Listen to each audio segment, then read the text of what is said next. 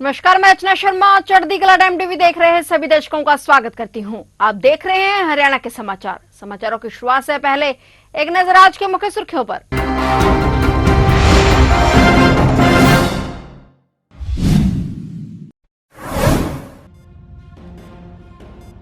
हरियाणा में विधानसभा चुनावों की तैयारियां शुरू। 27 जून को होंगी मंत्रिमंडल की बैठक। हरियाणा सिविल सचिवालय चंडीगढ़ में बुलाई बैठक।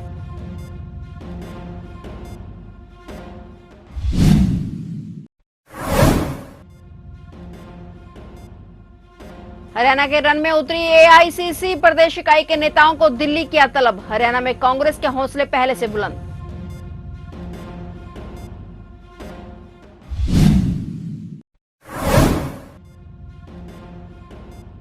प्रदेश कांग्रेस के डैमेज कंट्रोल में जुटे हुड्डा। सोनीपत में शर्मा को दिलाई शपथ। कुलदीप शर्मा ने कांग्रेस छोड़ने की अटकलों पर लगाया विराम।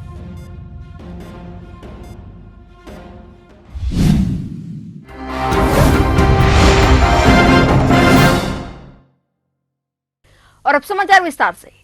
हरियाणा में अक्टूबर में होने वाले विधानसभा चुनावों की तैयारियां शुरू हो गई हैं। चुनाव आयोग ने हरियाणा के मुख्य निर्वाचन अधिकारी अनुराग अग्रवाल को मतदाता सूचियों के पुनरीक्षण के निर्देश दिए हैं। इस बीच हरियाणा सिविल सचिवालय चंडीगढ़ में 27 जून को मंत्रिमंडल की बैठक बुलाई गई है। हरियाणा कैबिनेट मीटिंग 27 जून को सीएम सैनी की अध्यक्षता में होगी। इस दौरान बैठक में जरूरी मुद्दों पर विचार किया जाएगा। हरियाणा कैबिनेट की बैठक 27 जून सुबह 11 बजे हरियाणा सचिवालय में बुलाई गई है। हरियाणा के मुख्य सचिव द्वारा बैठक के लिए जारी की गई नोटिस में मुख्यमंत्री से सभी कैबिनेट मंत्रियों और राज्य मंत्रियों को मंत्रिमंडल की बैठक के लिए बुलाया गया है।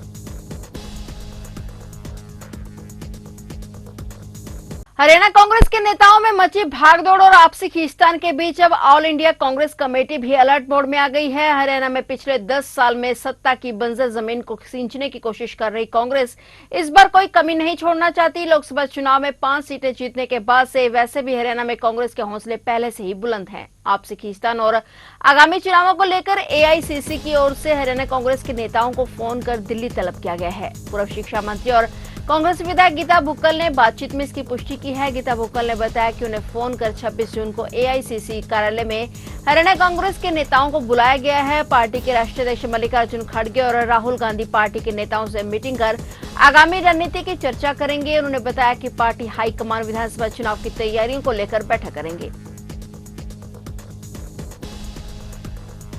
हरियाणा कांग्रेस में मचे घमासान के बीच पूर्व CM Bhupendra Singh Hooda damage control में जुटे हुए हैं। हुड्डा ने विदेश से लौटे पूर्व स्पीकर कुलदीप शर्मा को न सिर्फ शांत किया बल्कि सोनीपत में भरी सभा में हाथ मिलाकर कसम भी दिलवाई कि वे कांग्रेस नहीं छोड़े। वहीं इस बीच कुलदीप शर्मा ने भी कांग्रेस छोड़ने की अटकलों पर विराम लगा दिया है और उन्होंने कहा कि दुनिया से जा सकता हूं पर कांग्रेस से नहीं। इस दौरान पूर्व सीएम भूपेंद्र सिंह हुड्डा ने कुलदीप शर्मा से हाथ मिला लिया। भूपेंद्र सिंह हुड्डा ने कहा कि हमने लोकसभा चुनावों में अच्छा प्रदर्शन किया है। इससे साफ संदेश मिल रहा है कि विधानसभा चुनाव में सरकार बनने जा रही है।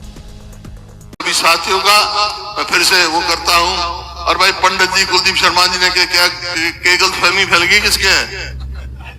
कोई अफवाह नहीं फैल सकती।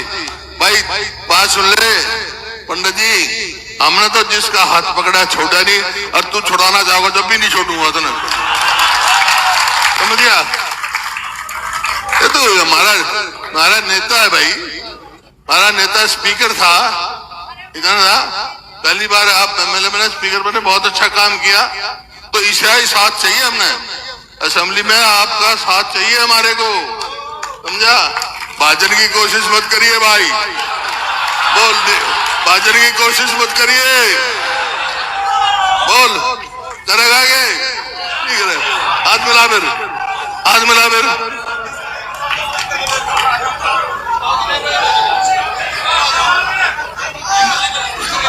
भाजन की कोशिश नहीं करेगा भाई, ये बात ठीक बात है। साथियों, मजबूती से आप लोग कांग्रेस के साथ खड़े रहिए, कांग्रेस के नेताओं में अपना विश्वास रखिए और विधानसभा चुनाव में आपकी जीत निश्चित है। आप दोबारा सत्ता में लौट रहे हैं, इस बात में कोई विश्वास नहीं। मैं विदेश गया हुआ था, कल रात को 11:30 बजे पहुंचा हूं। पीछे से अफवाहों का बाजार गर्म था।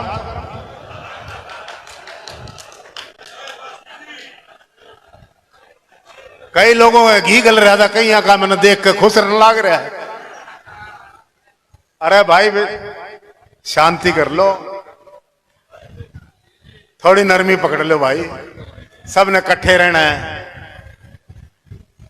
जहां तक मैं इस दुनिया से तो जा सकता हूं, वो तो देखो किसी के हाथ में है नहीं, वो किसी के हाथ में नहीं, कोई भी जा सकता है, कभी भी जा सकता है। लेकिन कोई मुझे कांग्रेस से भेजने की बात कर रहा है, वो थक जाएगा, मैंने नहीं जाना।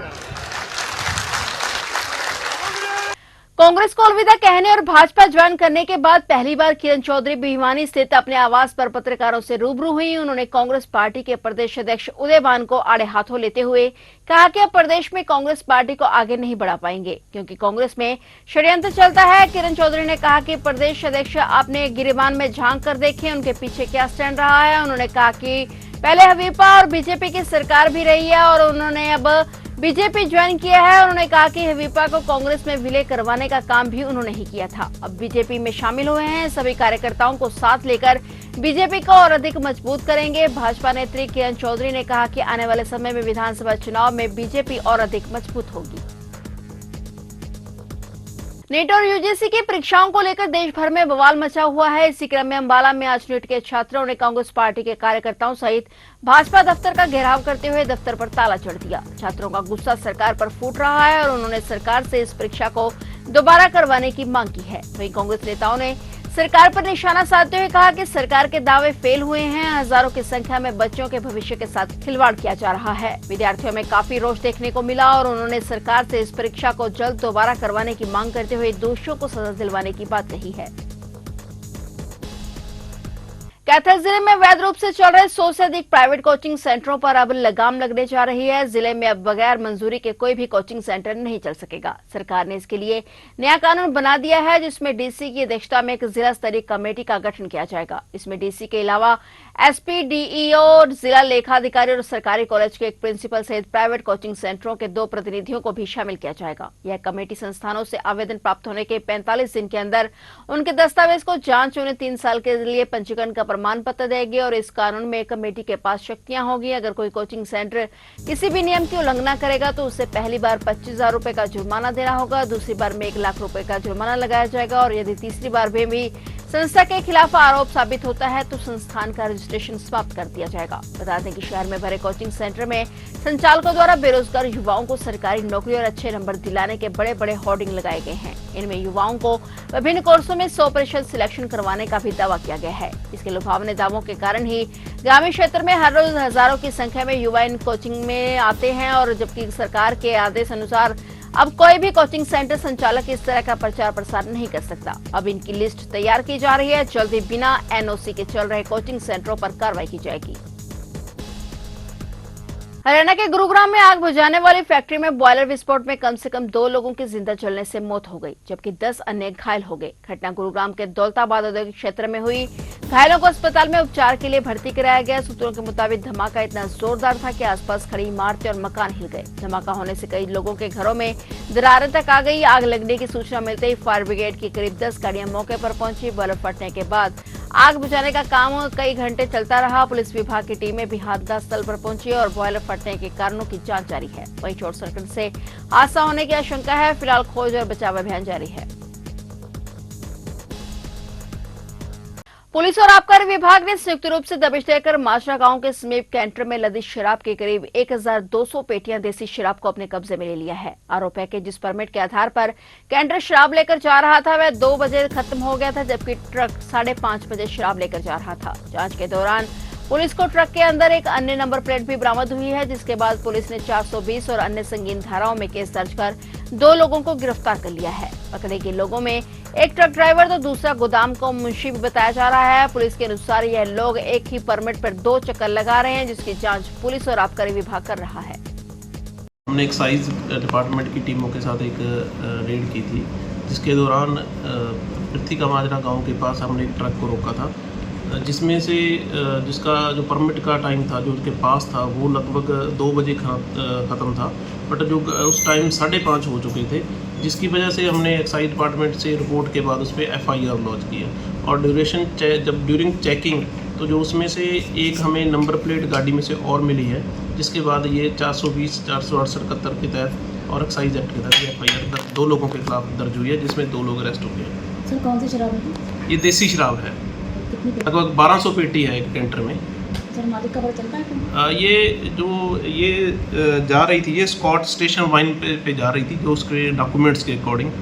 तो जब उसका भी अभी उसका स्टॉक वगैरह चेक कर रहा है एक्साइज डिपार्टमेंट, इसकी कार्रवाई पे लगा हुआ है। ये था कि जैसे अब तक की डिटेल के मुताबिक ये एक ही परमिट पे 2 राउंड लगाते हैं, तो उसी की भी जांच हम भी कर रहे हैं और एक्साइज डिपार्टमेंट भी। अब इसमें 2 लोग गिरफ्तार किए जा चुके हैं। रायपुरानी बस स्टैंड के नजदीक रोड पर लकड़ियों के भरे ओवरलोडेड ट्रक ट्रॉली डिवाइडर पर चढ़कर पलटने का मामला सामने आया है। हादसे में ट्रॉली से गिरी लकड़ियों के नीचे 2 मोटरसाइकिल दब गए, जिसमें मार्ग पर यातायात बाधित हो गया। हालांकि घटनास्थल से महज 100 कदमों की दूरी पर ही रायपुरानी पुलिस थाना है। बावजूद इसके पुलिस बल मौके पर नहीं पहुंचा, बल्कि डायल 112 घटनास्थल पर पहुंची और वह भी थोड़ी देर के बाद ट्रैक्टर चालक को फरमान देकर फुर हो गई। दरअसल सांड को बचाने की कोशिश में ट्रैक्टर का संतुलन बिगड़ गया और ट्रैक्टर ट्रॉली डिवाइडर पर चढ़कर पलट गई। ट्रॉली के पलटने पर ही लकड़ियां सड़कों पर बिखर गईं और 2 मोटरसाइकिल इन लकड़ियों के नीचे दब गए। हादसे में किसी के घायल होने की सूचना तो नहीं है, लेकिन मोटरसाइकिल को काफी नुकसान हुआ है। वहीं स्थानीय लोगों का कहना है कि इस क्षेत्र में आवारा पशुओं की समस्या लंबे समय से बनी हुई है। एसएस बनने के बाद पहली बार कलायत पहुंची राखी धीमान का नगर के लोगों ने जोरदार स्वागत किया। राखी को ओपन जीप में बैठाकर डीजे की धुन पर आतिशबाजी कर तिरंगा यात्रा निकालते हुए शहर की परिक्रमा करवाई गई। अति मध्यम परिवार की बेटी राखी ने प्रशासनिक सेवा में 35वां तथा BCA वर्ग में दूसरा रैंक प्राप्त किया है और राखी के पिता रविंद्र धीमान पेशे से राजमिस्त्री हैं। फिलहाल हरियाणा के समाचारों में इतना ही, और नए समाचारों के साथ फिर से हाजिर होंगे। तब तक के लिए देखते रहिए चढ़ती कला टाइम टीवी।